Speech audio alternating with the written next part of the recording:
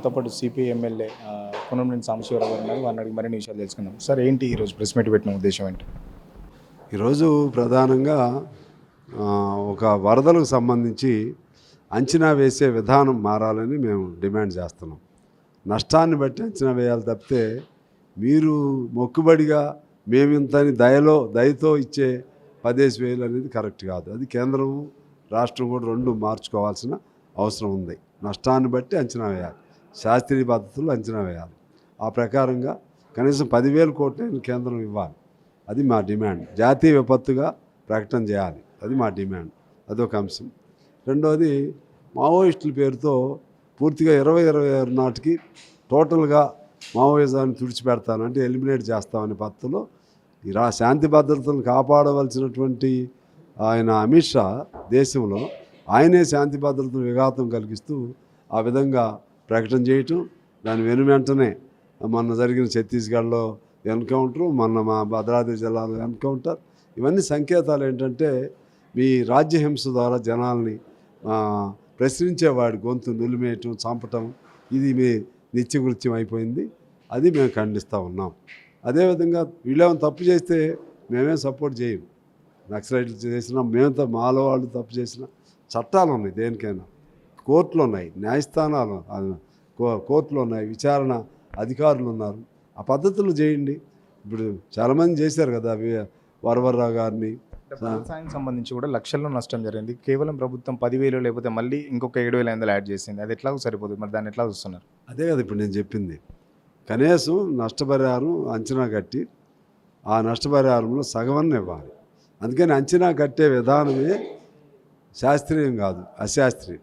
దాన్ని మార్చాలి. మార్చకపోతే ఇటువంటివి వచ్చినప్పుడు ఏదో మొక్కుబడిగా చేసినట్టు, వాళ్ళు చేసినట్టు వీళ్ళు తీసుకున్నట్లు, వాళ్ళు వాళ్ళు ఏదో దానం చేసినట్లు, వాళ్ళు ఒక దయాకర్తలు, ధర్మాత్మలు, వీళ్ళేమో భిక్షగాళ్ళలాగా. This is not the correct way. It is to be change. ఇది మా లైన్. హైదరాబాద్ సంబంధించి కూడా నిన్న సున్నం చెరువులో దాదాపు పేదల ఇళ్ళన్నీ కూల్చేయడం జరిగింది. దానిపై మీ కామెంట్ అండి? మేము మొదట్లోనే చెప్పాం. మొదట్లోనే నాకు తెలిసి నేను నా కామెంట్ స్పందన తెలియజేశాను. ఆ చెరువులు వాటి వలన కూల్చడం వలన ఉపయోగం జరిగి మళ్ళా రెస్టోరేషన్లో చెరువులు వస్తే అప్పుడు పేదాళ్ళు వేసుకుని ఉంటే వాళ్ళతో మాట్లాడి వాళ్ళకి ప్రత్యామ్నాయం చూపెట్టినాక అప్పుడు తీయమని చెప్పాం. అదే చెరువులు అతనికి ఉపయోగం లేదు, టోటల్గా మొత్తం డిజపేర్, వ్యానిష్ అయిపోయింది. ఆ టైంలో వాళ్ళని ఏదో పద్ధతుల్లో రెగ్యులరైజ్ చేయాల్సిన అవసరం ఉంది పేదాళ్ళది. పెద్దాళ్ళదనుకో నీ పద్ధతులు నువ్వు చేసుకో, దాన్ని ఏం తప్పు పట్టం. ఎందుకంటే ఈ పేదాళ్ళకి తెలియదు కదా, కొనుక్కున్న వాళ్ళు ఎప్పుడు ప్రభుత్వం ఆ రోజుల్లో పర్మిషన్లు ఇచ్చింది, అధికారులు పర్మిషన్లు ఇచ్చారు. మరి వాళ్ళందరూ హ్యాపీగా ఉన్నారు. అమ్ముకున్నాడు హ్యాపీగా ఉన్నాడు, అది పర్మిషన్ ఇచ్చినవాడు హ్యాపీగా ఉన్నాడు, లంచాలు తిన్నాడు హ్యాపీగా ఉన్నాడు. ఈ పేదాళ్ళ జోలికి వస్తే అట్లా పెద్దాళ్ళది ఉంది. ఓకే, పెద్దాళ్ళు ఈ పేరుతో అడ్డం పెట్టుకుని బాగా వందల ఎకరాలు. వాళ్ళకైతే నోటీసులు ఇస్తున్నారు, నెల రోజులు టైం ఇస్తున్నారు. మాకు ఎలాంటి నోటీసులు ఇస్తున్నారు, డైరెక్ట్ వచ్చి కూల్ చేస్తున్నారు, మా ఇంటి నుండి సామాన్లన్నీ బయటపరిచి చాలా విచక్షణరహితంగా చేస్తున్నారు. దానికి సంబంధించి ఎలా వస్తున్నారు? అది ఖచ్చితంగా మేము మొదటి నుంచి అదే చెప్తున్నాం. అవసరమైతే పెద్దాళ్ళకి కూల్ చేసేయండి, చిన్నాళ్ళ వరకు వాళ్ళకి నోటీస్ ఇవ్వండి, మాట్లాడండి. రివర్స్గా ఉండాలి. ఏం జరుగుతుంది నాకు మరి మీరు చెప్పిన పద్ధతుల్లో జరుగుతుందా? పెద్దాళ్ళకి నోటీసులు ఇచ్చి వీళ్ళకి డైరెక్ట్ కూలిస్తున్నారు, అది నాకైతే పూర్తి అవగాహన లేదు. అట్లా జరగటం అనేది జరగకుండా ఉండాలి.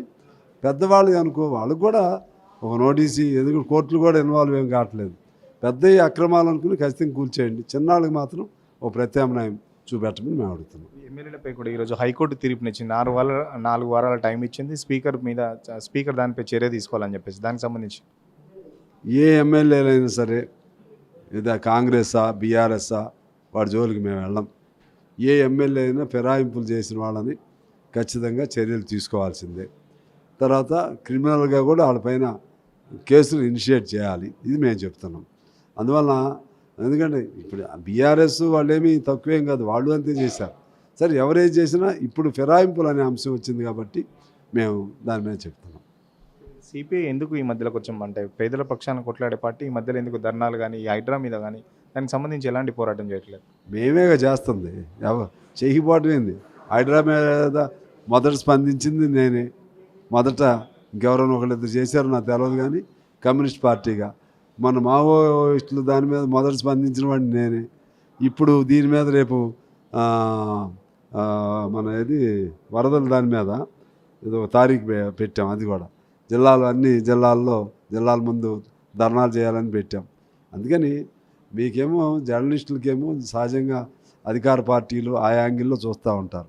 అధికారాలు మేము చేసేవి మీకు కనపడవు. అది థ్యాంక్ యూ. ఓకే, విమోచన దినం సంబంధించి గవర్నమెంట్ ఏమైనా డిమాండ్ చేస్తారా ఈసారి అధికారికంగా నిర్వహించాలని చెప్పేసి? చేయాలి. మేము అదే కదా డిమాండ్ చేస్తుంది. విలీన దినోత్సవంగా జరపాలి, యాక్సెషన్ దాన్ని జరపాలి. జరపడంతో పాటు ఆ చరిత్ర, ఆనాడు ఆ పోరాటంలో పాల్గొన్న కమ్యూనిస్టుల చరిత్ర, అది కమ్యూనిస్ట్ కానీ కాంగ్రెస్ కానీ ఎవరు పాల్గొంటే చరిత్రను వక్రీకరణ చేయొద్దు. ఇది హిందూ ముస్లింల ఘర్షణగా చిత్రీకరిస్తున్నారు వాళ్ళు. దానికి అవకాశం ఇవ్వద్దు. అవకాశం ఇవ్వకుండా ఉండాలంటే మీరు అధికారితంగా జరిపితే there ends the problem will be automatically solve.